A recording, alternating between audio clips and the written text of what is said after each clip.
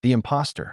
Welcome to Strong Mind Stories, where we explore real human strength, the kind that comes from overcoming mental battles, life setbacks, and the challenges that try to break us. If that speaks to you, hit that like button and subscribe so you never miss a story. I read every comment, so drop your thoughts below, and if you have a story idea or a challenge you'd love to see explored, I want to hear it. Let's get into today's story. Sam Patel sat in the Monday morning security briefing, trying to look like he belonged there. Around the table, CTO Dave Webb, VP of Operations Rachel Apis, Legal Director James Klein, and the other department security liaisons, IT, Logistics, Research and Development, Executive, and Sam, Director of Corporate Security, a title he had held for exactly 6 weeks, a title he was increasingly certain he did not deserve. Rachel was walking the group through the quarterly threat assessment report, vendor access vulnerabilities, updated badge protocols, the ongoing phishing simulation results. Sam nodded at appropriate intervals, took notes on a yellow legal pad, and quietly tried to suppress the voice in his head that had been whispering the same thing for 6 weeks straight. They're going to figure out you have no idea what you're doing. Sam, what's the status on the new server room access logs? Are we cross-referencing after-hours badge activity yet? Every eye at the table found him. We are. I had IT push the integration last Thursday. We're pulling a report every morning now.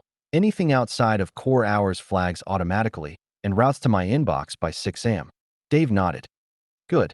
That's exactly the kind of proactive posture I want from this department. The meeting moved on. Sam exhaled slowly, released the pen he'd been gripping hard enough to dent the clip. He'd given a competent answer. The right answer. He'd actually implemented that system himself, staying until 9 o'clock on a Wednesday to walk the IT team through the parameters. But even now, sitting in the warmth of that small success, the voice was already reframing things. A real security director would have done that week 1, not week 4. A real professional wouldn't feel this way. Sam was 31 years old. He had spent 4 years as a senior analyst in the fraud investigation division of a regional bank. Good at his job. Methodical. Careful. Maybe even exceptional within those narrow walls.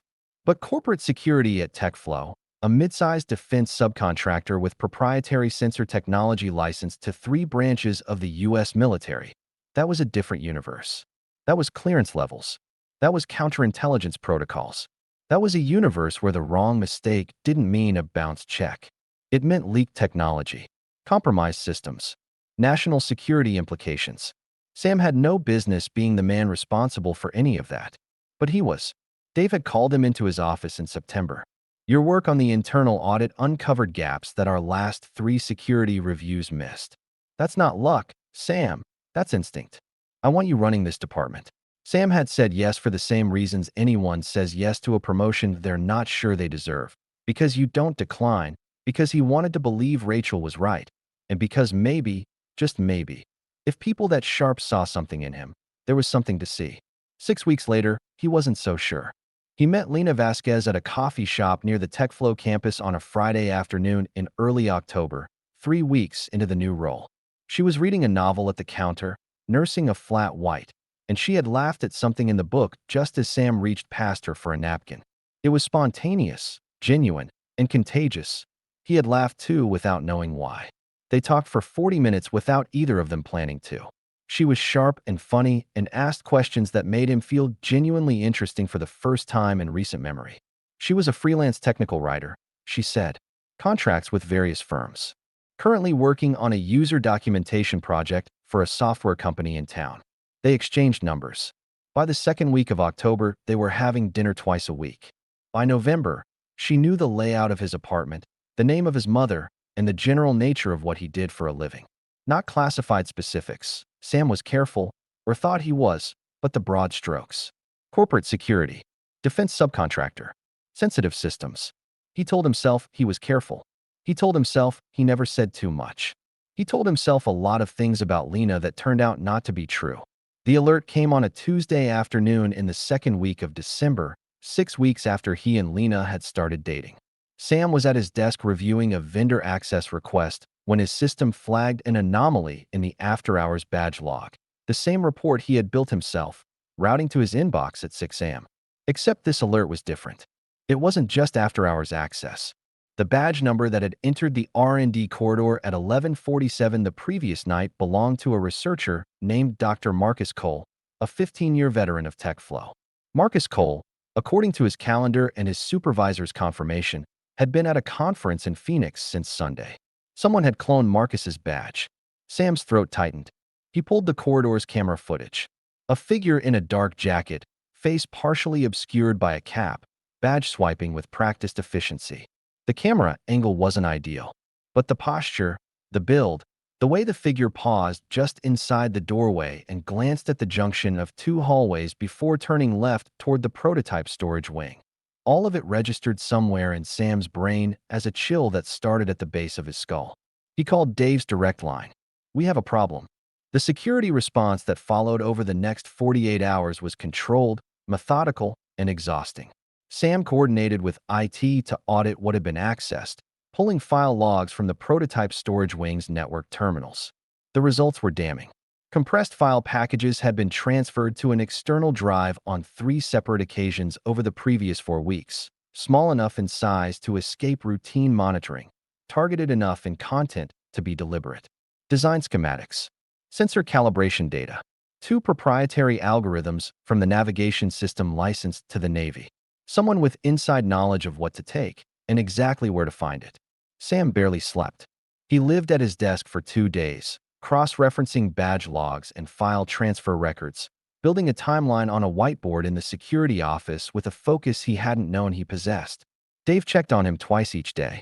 Rachel provided whatever resources he asked for. The FBI field office was notified by legal on Wednesday morning. On Wednesday afternoon, one of Sam's analysts, a young woman named Priya who had more natural instinct for this work than Sam sometimes thought he did, flagged something that made the floor drop out from under him. Director Patel. Priya appeared in his doorway, tablet in hand, expression carefully neutral in the way people looked when they were delivering something they didn't want to deliver. "I was running the secondary cross-reference on external access attempts to the vendor portal. Anyone who tried to pull our contractor documentation from outside our network. I got a hit on a residential IP address. Who does it belong to?" Priya glanced at the tablet, then back at him. "The account holder on the ISP registration is Elena Maria Vasquez." Sam heard the name the way you hear something when your brain already knew it was coming and spent the last half-second bracing. He made Priya repeat it.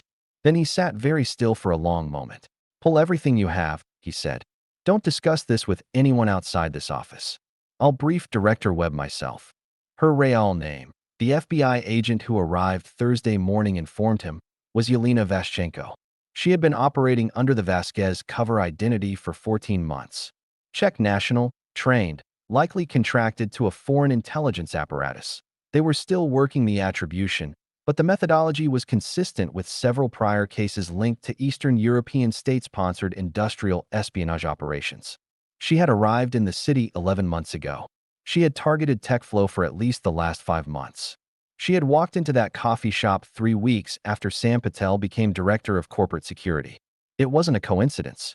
The FBI agent, a compact, no-nonsense woman named Torres, laid it out with the kind of deliberate, practiced gentleness that somehow made it worse. "We believe she identified you shortly after your promotion was announced.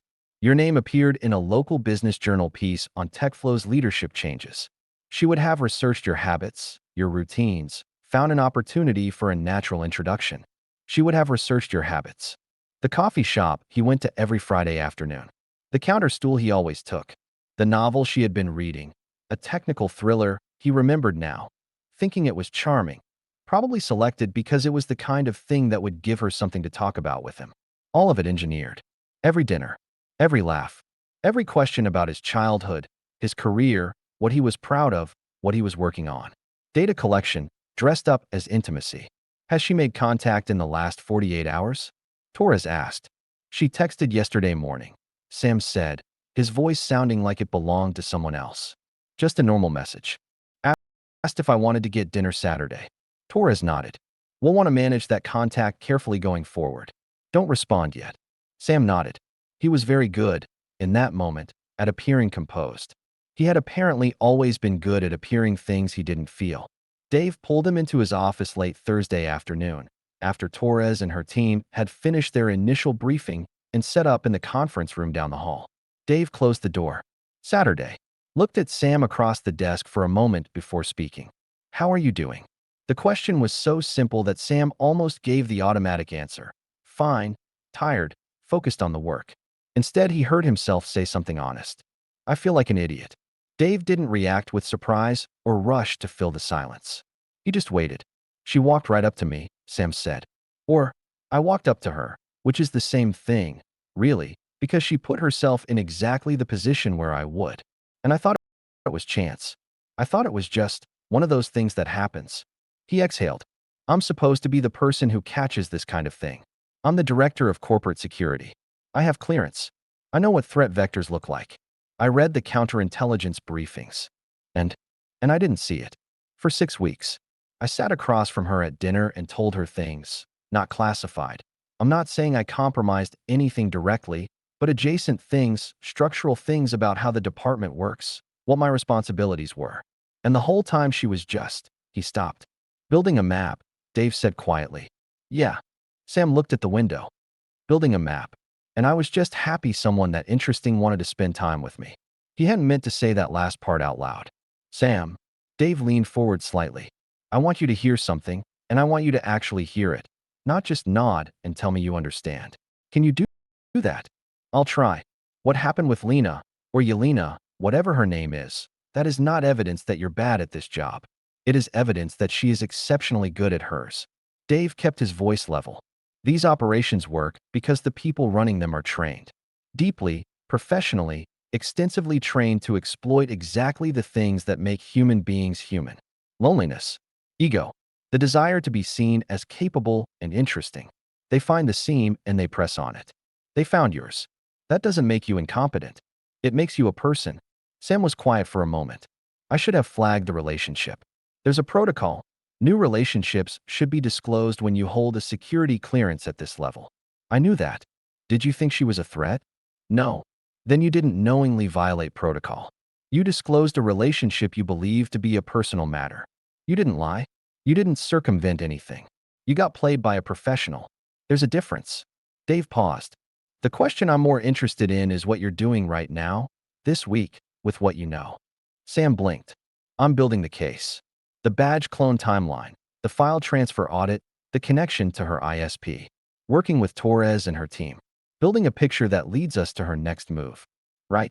Because even in the middle of feeling like a fool, which I'd argue is a reasonable emotional response to an unreasonable situation, you are doing the job. Dave sat back. I've been in this industry for 23 years. I know people who have been burned by exactly this kind of operation. Smart people, careful people, people with decades more experience than you. It does not only happen to the careless, but it happened to me on week 3 of this job. Yes, which means you now have an understanding of this threat vector that most security directors only read about in case studies. Dave almost smiled. Worst possible way to learn it. Absolutely the most effective. Sam stared at the edge of the desk. I keep thinking about the things she asked me, the way she framed questions. I thought she was just curious about my work. I thought it was attractive that she wanted to understand what I did. His jaw tightened. She was taking notes. She was. And you caught it. Not immediately, and not the way we would have preferred, but the system you built, the one you implemented yourself in week 4, working late on a Wednesday. That system caught it. The badge log alert, the file transfer audit structure, the correlation protocols. You built a net, and something swam into it. Dave's voice was firm. Give yourself that, Sam. They ran the operation on Friday night. Torres and her team had worked through the night on Thursday, coordinating with federal partners to build out the surveillance picture around Lena, around Yelena. She was staying in a corporate apartment across town, registered under a third alias. She had a flight booked out of the regional airport Saturday morning, connecting through 2 European hubs. She was planning to run, which meant Friday night, when she texted Sam back after he finally replied to her dinner invitation. Saturday's not going to work, but I'm free tonight if you want to meet up. Torres believed she would move. She would know time was short. She might try to collect one final piece before she disappeared. Sam was part of the plan because Torres wanted it that way. She trusts you. Or she trusts the version of you she's been managing. Your presence at the facility tonight keeps the approach natural if she's watching the building. What Torres did not plan for was Yelena making Sam the moment she entered the building's east parking structure at 9:47 p.m. Sam was stationed near the security hub on the second floor, monitoring the camera feeds alongside two of Torres's agents. When the east structure camera caught a figure moving between parked cars, something tightened in his chest. The movement was too purposeful, too directed. The figure wasn't walking to a car, it was navigating between them, using them as cover, reading the sight lines. Sam's hand moved toward his radio, then stopped. The voice arrived right on schedule. You've been doing this job for 6 weeks. Torres's agents have been doing this for years. What if it's nothing? What if it's a late employee, and you pull everyone off position and she slips past because you cried wolf? What if you call it wrong in front of the people who are actually trained for this, and they spend the rest of the operation treating you like the liability you've been afraid of being since September? The figure changed direction. Sharp, deliberate, a move that didn't belong to someone heading to their car. Sam keyed the radio. East structure, level 2. She's moving. Torres's voice crackled back. Teams, move to east structure.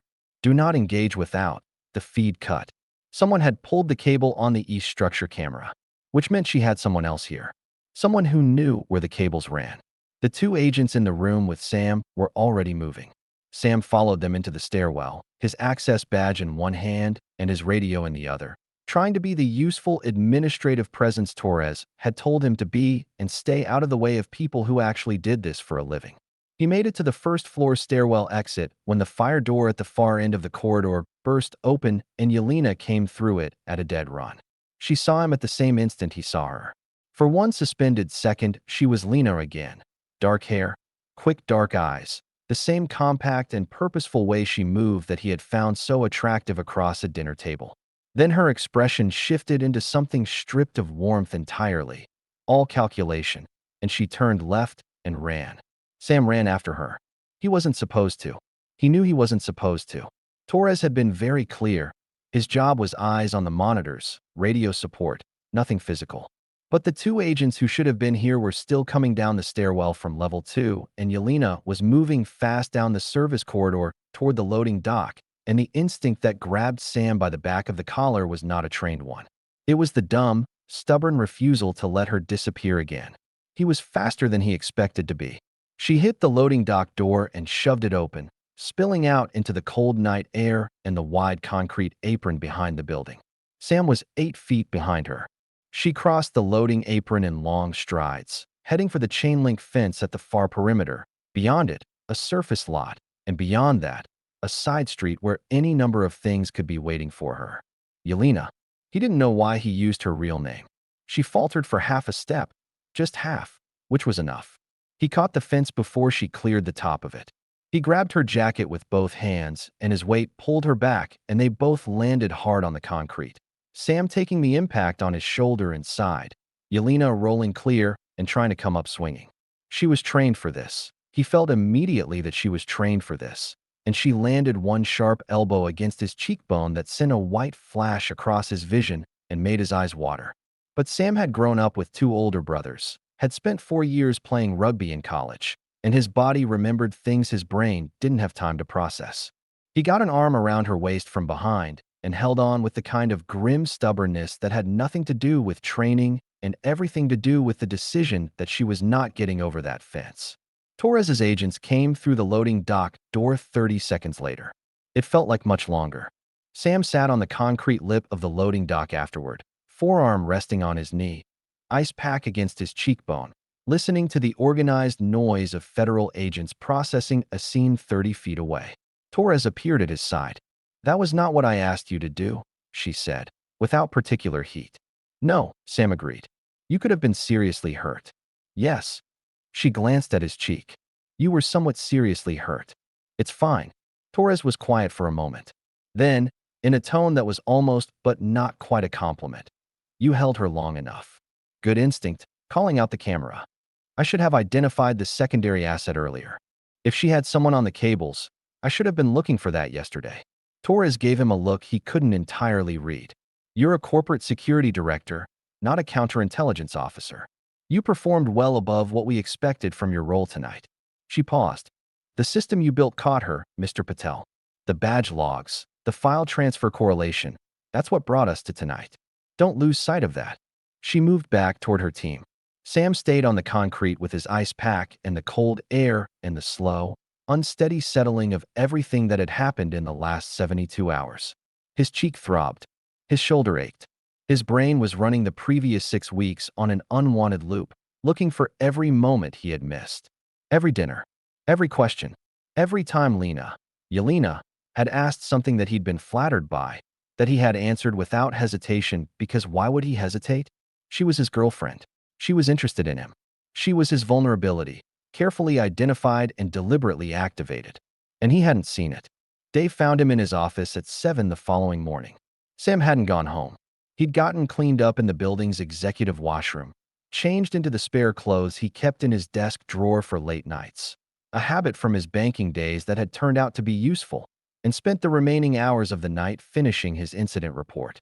Dave set a coffee on the desk in front of him and sat down across from him without asking permission, the way he had in their previous conversation, the way that somehow made Sam feel like there was at least one person in this building who knew what was happening and wasn't alarmed by it. Torres called me this morning, Dave said. I know what she told you. Tell me what you think she told me. Sam looked at his hands. That I violated the operational containment plan. That I could have gotten in the way or gotten hurt. That I wasn't supposed to pursue physically. She told me, Dave said, that you identified the camera interference before any of her team did.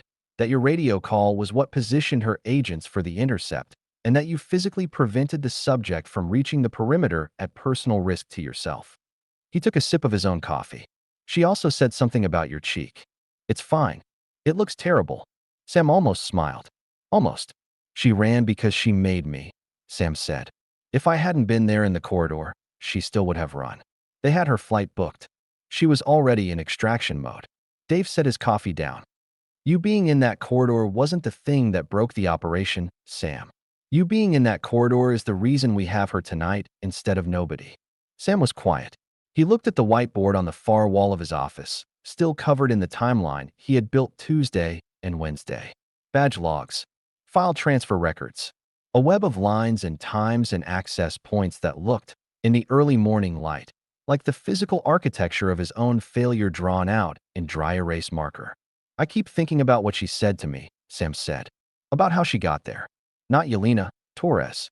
That Yelena found the seam. He paused. The seam was me wanting to feel like I was good at a job I wasn't sure I was good at. I wanted someone to think I was impressive and capable. She found that, and she used it. He exhaled slowly. That's not a systems failure. That's a me failure. Dave was quiet for a moment, which Sam had come to understand was Dave's version of taking something seriously. You know what imposter syndrome is? Dave asked. I've heard the term. The clinical version is this. It's the persistent belief that your competence is a performance, that you're fooling everyone around you, that eventually someone is going to see through the act and identify you as unqualified, that any success you've had was luck, circumstance, timing, anything but genuine ability. Dave looked at him steadily. You've been feeling that way since September. Since before September. Right. And Yelena, or her handlers, whoever did the targeting research, they identified exactly that. They didn't find a security director who was arrogant and careless. They found one who was uncertain enough about his own capability to be flattered by someone who seemed to genuinely see it.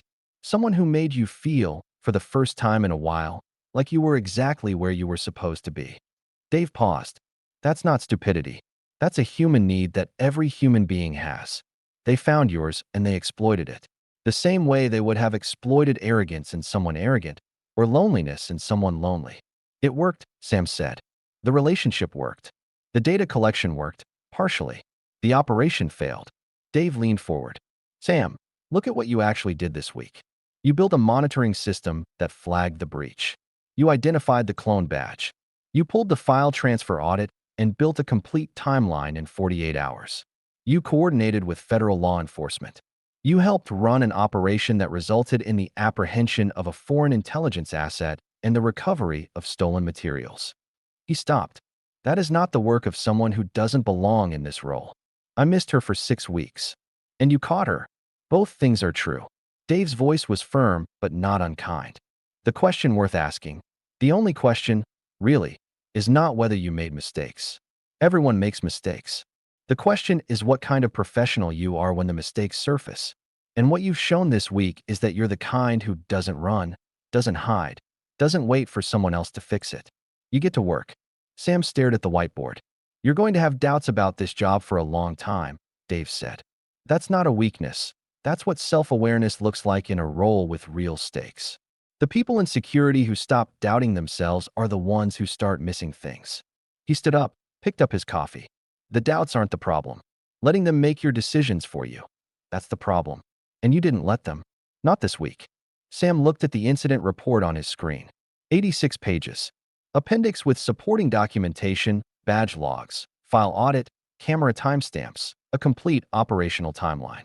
He'd built it in a night, and a morning on no sleep, and a bruised cheek, and more emotional weight than he had ever tried to function under. It was good work. He knew it was good work. He could tell the difference. Maybe that was something. 3 months later, Sam stood in the same Monday morning security briefing room, walking the group through a revised access control protocol he had designed over the previous 6 weeks. New badge authentication layers. A behavioral analytics flag in the after-hours log system. Mandatory relationship disclosure refresher training for all clearance holders, himself included, presented without irony, because owning the lesson was part of leadership too. Rachel asked a sharp question about vendor access windows. Sam answered without hesitation, without scrambling, without the panicked internal calculation of whether he sounded competent. He just answered because he knew. After the meeting, Dave fell into step beside him in the hallway. Nice presentation. Thanks. You didn't look like you were going to pass out this time. I genuinely might have been, last time. I'm just better at hiding it. Dave smiled at that. Progress. Sam thought about the last 3 months. The FBI interviews. The internal review board. The long conversations with Torres about systemic vulnerabilities and human intelligence tactics, and the specific profile of the operation that had targeted tech flow. The nights he lay awake recounting conversations with Lena and finding, each time, another thing he should have noticed. Another question that was a little too precise. Another moment where she had steered gently toward something useful. He thought about the voice that still showed up sometimes, quieter now, but not gone. You missed it. You weren't qualified. You should have known.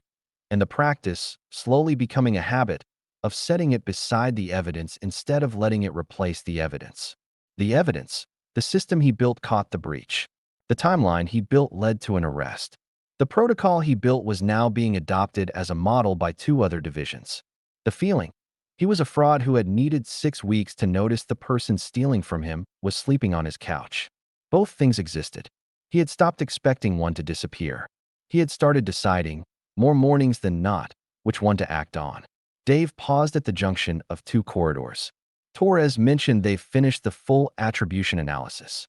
Confirmed state-sponsored. The agency wants to brief you next week. I know. I got the calendar invite. You're going to have some difficult questions to answer in that room. I know that too. You'll handle it. Sam considered arguing with that, the old reflex, the automatic self-deprecation, the preemptive apology for not being enough. He let it pass. Probably, he said instead. Dave nodded, satisfied with probably, and turned down his corridor. Sam stood for a moment at the junction, badge in hand, thinking about the coffee shop and the flat white and the woman who had laughed at a book she had probably chosen specifically to make him stop and talk to her. He didn't know if the anger about that would ever fully leave him. He suspected it wouldn't. It had changed shape over 3 months, from hot shame to something cooler and harder, something that sat in the center of his professional awareness like a whetstone. He thought about what Dave had told him that first Thursday night, sitting across the desk with exhausted eyes and patient, deliberate honesty. Feelings aren't facts. Sam Patel felt, sometimes, like a man in over his head. He felt, sometimes, like the title on his door was a kind mistake that a harder situation would eventually correct. What he knew, and he had learned to lean hard on what he knew, was different. He knew how to build a system that caught things. He knew how to hold on when everything in him wanted to let go. He knew how to do the job. And on the days when knowing that wasn't enough, on the days when the voice was loudest and the doubt was deepest, he had learned to move anyway. Act despite the fear, lead despite the doubt, and trust that the evidence, patient and indifferent, would tell the truth even when the feeling wouldn't. He clipped his badge to his jacket and walked back to his office. There was work to do,